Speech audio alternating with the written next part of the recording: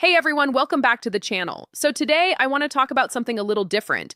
We talk a lot about strategies and tools and apps for saving money, but today I want to go deeper than that. Because the truth is, the people who consistently save money over the long term aren't just using the right apps. They've developed specific skills that make smart financial decisions almost automatic. Today, I'm walking you through 5 core money saving skills that will genuinely change your financial picture if you develop them. And the beautiful thing about skills is that unlike motivation, which comes and goes, skills compound over time. The better you get at these, the easier saving money becomes. Let's get into it. Skill number 1, deal hunting. And I want to be clear about what I mean here because this goes way beyond checking the clearance rack or waiting for a sale email. Real deal hunting is a developed skill that involves understanding how pricing and sales cycles actually work, so you can systematically pay less for almost everything you buy. A true deal hunter knows that electronics are cheapest right after new models release. Appliances go on sale in the fall. Clothing is deepest discount at end of season. Cars are most negotiable at the end of the month and end of the model year. They know how to stack a store discount with a manufacturer coupon with a cashback app and come out paying a fraction of the original price. There's also a dimension of deal hunting that counterintuitively involves spending more upfront. A skilled deal hunter understands the cost per use calculation.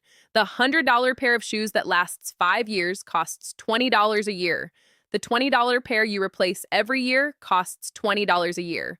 Same cost, except the cheap version takes more of your time and often ends up costing more when you factor in how frequently you're replacing it. Quality combined with good pricing is almost always the winning combination. The skill to develop here is patience and planning. Most impulse purchases are full-price purchases. Most planned purchases are discounted purchases. Start building the habit of identifying what you need in advance and then waiting for the right moment to buy it instead of buying it the moment you want it. Skill number 2, couponing. Now, I know the word couponing can bring up images of someone with a binder full of paper clippings and a 2-hour checkout process. And yes, that level exists, but you don't need to go anywhere near that extreme to save meaningful money from this skill. At its core, couponing is simply the practice of never paying full price for something when a discount is available. And in 2026, this is easier than it has ever been. Digital coupons load directly to your store loyalty card. Browser extensions automatically apply promo codes at checkout. Cashback apps give you money back on purchases after the fact. Manufacturer rebates come straight to your phone. Someone who has genuinely developed the couponing skill and applies it consistently to their grocery shopping alone can realistically save $50 to $100 or more per month. That's $600 to $1,200 a year from one spending category. And when you apply the same discipline to other regular purchases, the savings multiply.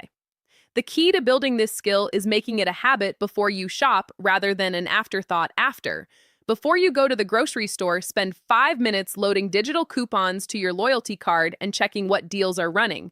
Before you buy anything online, run a quick search for coupon codes and check whether a cashback portal applies. These small steps take minutes and save real money consistently over time. Skill number 3, handling your own finances. This one is about financial literacy and self-sufficiency, and it covers a broader range of things than it might initially sound like. Most people pay way more than they need to for financial products and services simply because they don't understand what they're buying or what they're agreeing to. They sign up for accounts with monthly fees that could be avoided. They carry credit card balances at 20% interest while keeping money in a savings account earning barely anything. They take out loans without comparing rates across multiple lenders. They roll over retirement accounts incorrectly and pay unnecessary taxes and penalties. Developing this skill means getting comfortable reading the fine print, understanding what a mortgage actually costs over its full term, knowing the difference between a promotional interest rate and a permanent one, recognizing when a financial product is genuinely beneficial versus when it's primarily beneficial to the person selling it. Practically speaking, read the terms on every account you have. Look for fees that can be eliminated by meeting simple requirements like maintaining a minimum balance or setting up direct deposit. Compare your interest rates on any debt you carry to current market rates and consider whether refinancing makes sense. And balance your accounts every month. Not because your bank is dishonest, but because errors happen and awareness is the foundation of control. Financial self-sufficiency doesn't mean you never need professional advice. It means you understand your situation well enough to ask the right questions and recognize good advice when you hear it. Skill number 4, mastering DIY tasks. This is one of the highest return skills you can develop, and most people dramatically underestimate how much money it saves over a lifetime. Think about what you typically pay other people to do: oil changes, basic home repairs, lawn maintenance, simple clothing repairs, cooking versus eating out. Each one of these individually might seem like a modest amount. But add them all up across a year, and you're often looking at thousands of dollars in labor costs that could be dramatically reduced with a modest investment in learning basic skills. A single automotive repair class through a community education program can teach you how to handle your own oil changes, brake pad replacements, and basic maintenance, saving you hundreds of dollars a year on tasks you'd otherwise pay a shop to do. Basic cooking skills can reduce your food budget by a significant margin compared to relying on restaurants and takeout. Learning to handle simple home repairs means you're not paying a handyman rate for jobs that take 20 minutes with the right knowledge and a $15 part from the hardware store. The important nuance here is knowing when not to DIY. There are jobs that require professional expertise: major electrical work, structural issues, complex plumbing. Attempting these without proper knowledge can cost more in the long run and sometimes creates safety risks.